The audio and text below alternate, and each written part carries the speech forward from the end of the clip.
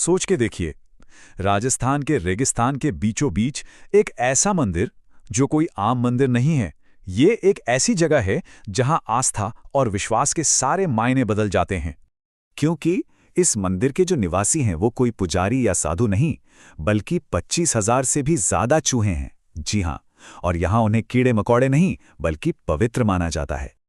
और यही तो सबसे बड़ा सवाल है, सबसे बड़ा विरोधाभास, कि आखिर इन पवित्र चूहों की पूजा होती क्यों है।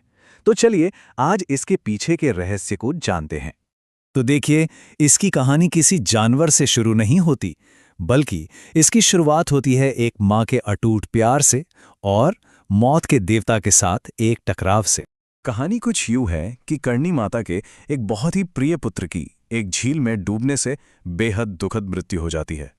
अब अपने बेटे के दुख में डूबी करणी माता ने मृत्यु के देवता यमराज से विनती की कि उनके बेटे को वापस लौटा दे।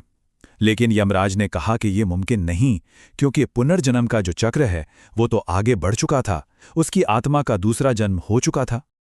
और तभी करणी माता ने वो घोषणा की जिसने सब कुछ बदल कर रख दिया। उन्होंने कहा कि आज के बाद उनके वंशज यमराज के लोक में जाएंगे ही नहीं, उनका पुनर्जन्म यही होगा उनके साथ। मतलब उन्होंने मौत के देवता के अधिकार को ही चुनौती दे दी। और बस यही इस पूरी आस्था का केंद्र है। भक्तों के लिए ये सिर्फ चूहे नहीं हैं, ये उनके ही पूर्वज हैं, जो काबा के रूप में दोबारा जन्म लेते हैं और हमेशा अपनी मां के पास उनकी शरण में रहते हैं।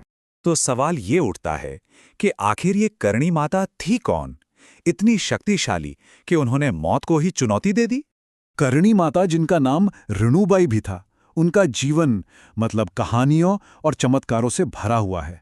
माना जाता है कि वो खुद देवी दुर्गा का अवतार थी और उनकी उम्र 151 साल दर्ज की गई है, जो उनके दिव्य होने का एक सबूत माना जाता है। सोचिए, 151 साल, ये आम इंसानी उम्र से कहीं ज्यादा है, और उनके भक्त इसे उनकी दिव्य शक्ति का एक साफ संकेत मानते थे। उन्हें बड़े आदर से दाढ़ी वाली डोकरी भी कहते थे, मतलब दाढ़ी वाली बूढ़ी महिला। वहां एक मान्यता है कि जो औरतें 100 साल से ज्यादा जीती हैं और उनके चेहरे पर बाल आ जाते हैं, वो दिव्य होती हैं, इसीलिए उन्हें ये उपाधि मिली। लेकिन उनकी शक्ति सिर्फ कहानियों में नहीं थी, ये ऐसी घटनाओं से भी साबित हुई जिनके आगे आज भी विज्ञान हैरान रह जाता है। जैसे कि पहला बड़ा चमत्कार हुआ प्लेग के समय।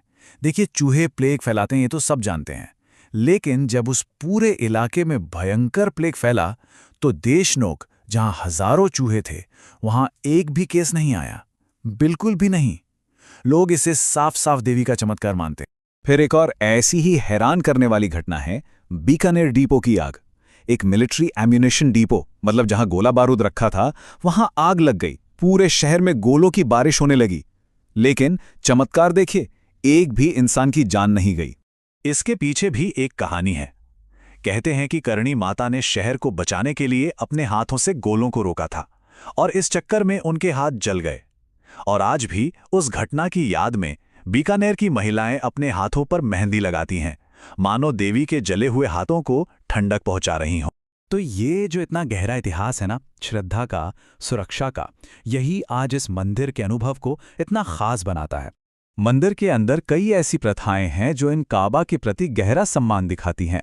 जैसे अगर किसी काबा ने खाने को जूठा कर दिया तो वो पवित्र प्रसाद बन जाता है, और अगर गलती से भी किसी से कोई काबा को चोट लग जाए तो प्रायश्चित के तौर पर चांदी का चूहा चढ़ाना पड़ता है। लेकिन इन सब से ऊपर एक परम आशीर्वाद है, एक ऐसा दुर्लभ और पवित्र दर्शन जिसके लिए लोग तरसते हैं, और वो है सफेद काबा का दर्शन।